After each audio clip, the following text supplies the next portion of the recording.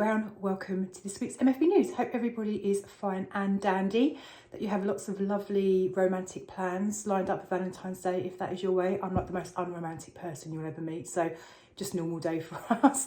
And yeah, and also that for those of you who have half-term week coming up, they come around quickly, don't they? That you have some nice plans as well. The weather's actually looking remarkably good next week. Obviously, I've just jinxed it, but anyway, I digress. We're here to talk about mortgages and the private rental sector more broadly. So what have we got for you this week? We're going to talk about lender pricing changes and swap rates, lender criteria changes as well. Generally things are moving in the right direction, guys. So just to kind of keep you tuned in there, not put you off entirely. We're then going to be talking about base rate coming down last week and what the longer term outlook is for base rate based on the Bank of England's own predictions. We're going to have a quick chat around EPC changes, and then lastly we're going to talk about the home buying process and some changes that are getting teed up by our government there. Swap rates, not bad news this week, guys. Again, thank goodness. 2-year swaps are just under 3.8%. 1 year ago they were at 4.3, so 1 month ago they were at 4.3, and 1 year ago they were nearly at 4.5. So both month on month and year on year, 2-year swaps are in a better place. 5 years, 3.85% as of last night. 1 month ago, 4.2, and 1 year ago, 3.94. So actually, for the first time in quite a long time, 5-year swaps are also in improved position compared to month on month and year on year. So that is very encouraging. What does this mean? As we know, this means that lenders' cost of funds, I say it's gone down. It hasn't really moved much since last week, but it's stabilised. And as we've talked about before, it's very hard for lenders to know how to price mortgages when their cost of funds is bouncing around all over the place. I'd love to come up with a really good analogy for you, but I can't think of one off the top of my head, but you know, you'll get the kind of sense of this. So often what lenders will do is if the swap rates are being very volatile, they're just going to sit there and kind of just wait for things to calm down.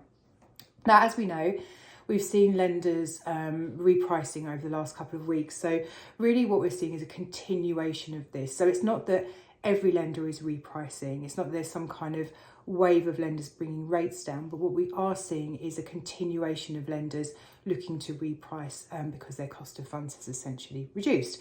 So what have we seen? In the last week, we've seen fleet mortgages reduce their HMO and multi-unit freehold block rates by up to 0.25%, so 0.25%.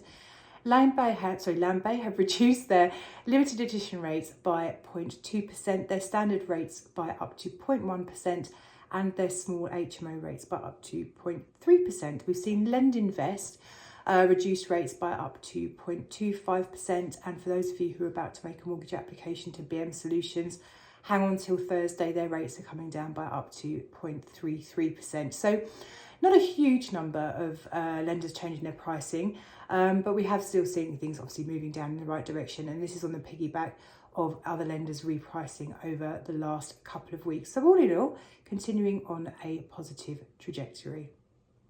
For lender criteria changes, we've just had a couple of lenders tweak some bits. So the first thing we've seen is that the Mortgage Works have announced that when they're lending to portfolio landlords, so a very kind of official term is people with 4 or more mortgaged buy-to-let properties, they're going to be changing the rental calculation that they're applying to the background portfolio. So there's going to be one calculation which they apply to the property on which they're looking to lend, and there's a separate calculation that they apply to the background portfolio.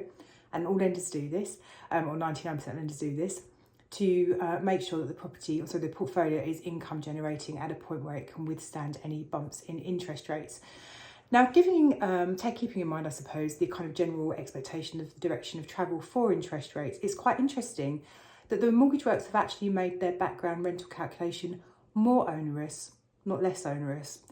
So what they've done is that actually going forwards, rather than stressing the portfolio at a notional rate of 4.5%, which is what they were doing, they're now going to be stressing it at 4.75%. So that is frustrating to say the least. Incidentally, for those of you who want the full calculation, they always apply a rental calculation of 145% at 4.75% to the background portfolio. Now, actually, to be fair to the Mortgage Works,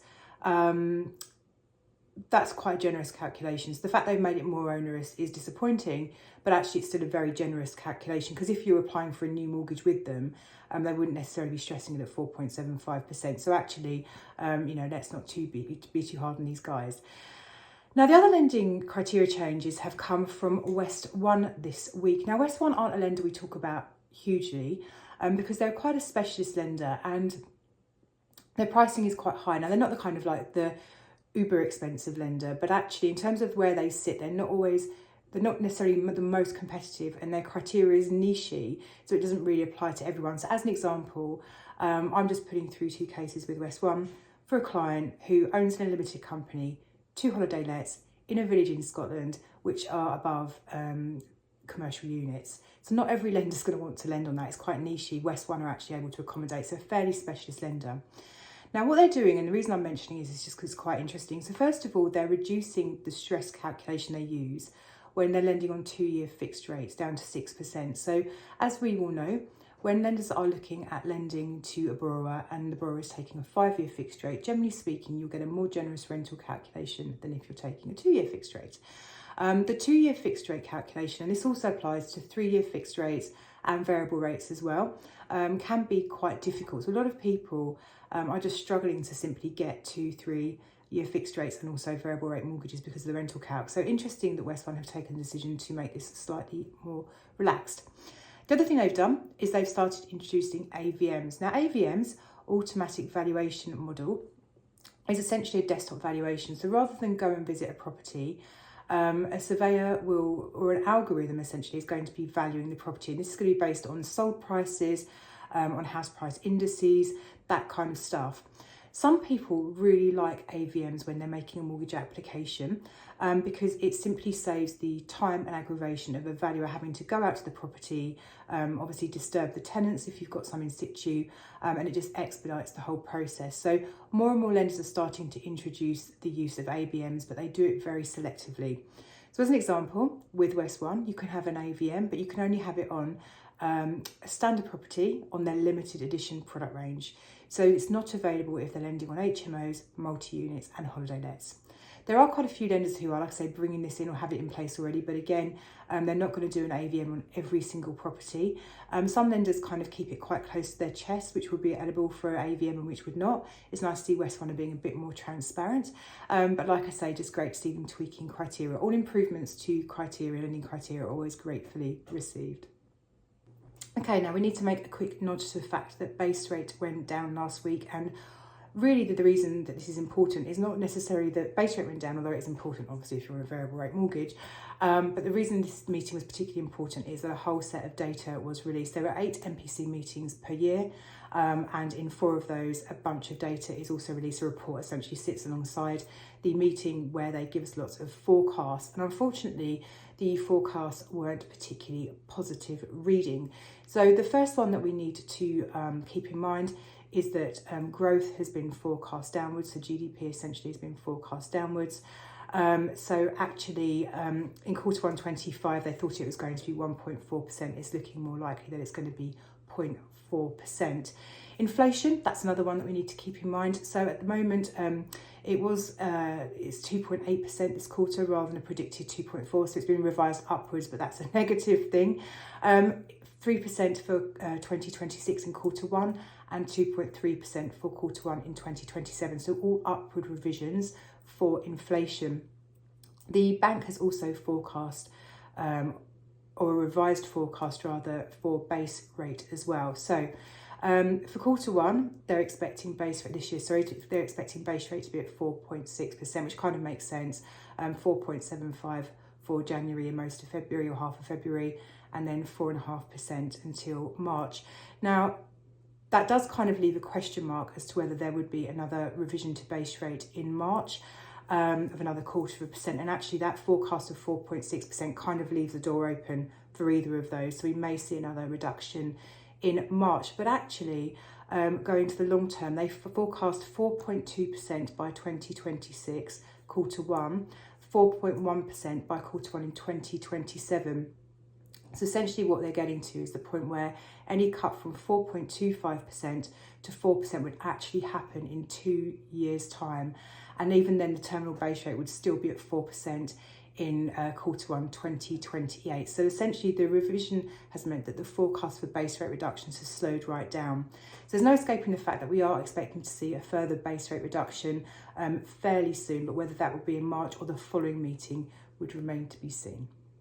Quick one on EPCs. The detail of the government's consultation on implementing an EPC rating of C in the PRS reveals a deadline of 2028 for new tenancies, not 2030. So for those of you who were thinking you've got until 2030 to get your EPC sorted to a C, sadly it's been brought forward to 2028. For existing tenancies, actually the deadline is at 2030, so there's some good news there. So if your tenant is in place in 2028, actually you could have gone until 2030 to get the property up to a C. The other thing to note is that the government have now proposed a spend cap of £15,000 per property on upgrading costs before essentially you can get an exemption. The new law is expected to be enacted in 2026, and that is when the cost cap is going to be established. So these are kind of in the pipeline at the moment, nothing's set in stone, but the government have set out their plans for this, and as we know, they've got a huge majority, so the chances are this is very, very likely to go ahead. Now, in terms of EPC upgrades, obviously £15,000 is a lot of money anyway. If you've got, like, say, 10 buy-to-lets that all need an upgrade, that expense to you is going to be absolutely huge.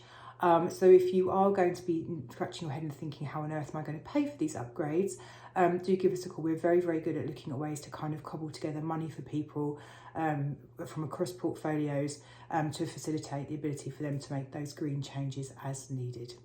The government are very busy at the moment, aren't they?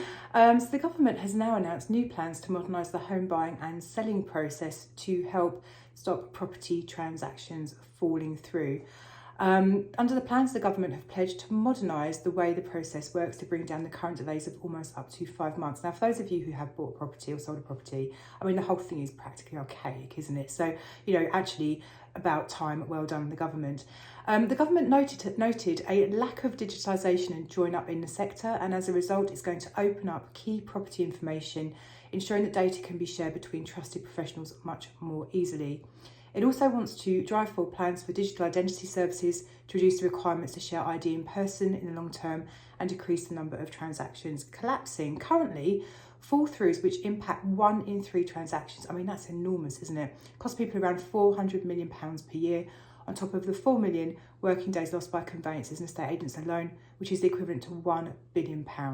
So actually, you know, this is going to be a really fantastic change, assuming it's done properly. In a statement, the government said, under a fully digitalised home buying and selling process, the information key parties need, from mortgage companies to surveyors, will be within reach immediately and with the necessary identity checks carried out at once. And here is the kind of big news. The land registry is going to also build on its work in digitising property information and lead 10-month pilots with a number of councils to identify the best approach to opening up more of their data and making it digital, whilst the government pushes ahead with plans for digital identity verification in the property sector. Hallelujah to that. More news on that as it follows. I think this is going to be very much a long-term project, but actually anything which helps kind of ameliorate the home buying process is going to be nothing other than wonderful. And that's everything for me this week. Thank you as always for having a watch or a listen. Hope you found it interesting, and as always, if you do want to ask any questions or ask us to talk about any particular topic, just give us a shout. Very, very open to doing that. I wish you well for the rest of the week, the weekend and the coming week ahead. Good luck for those of you who are looking down the barrel of the half-term gun. Hope you have some nice plans and you can keep those kiddies very much amused. Have a great week, and I'll see you next time.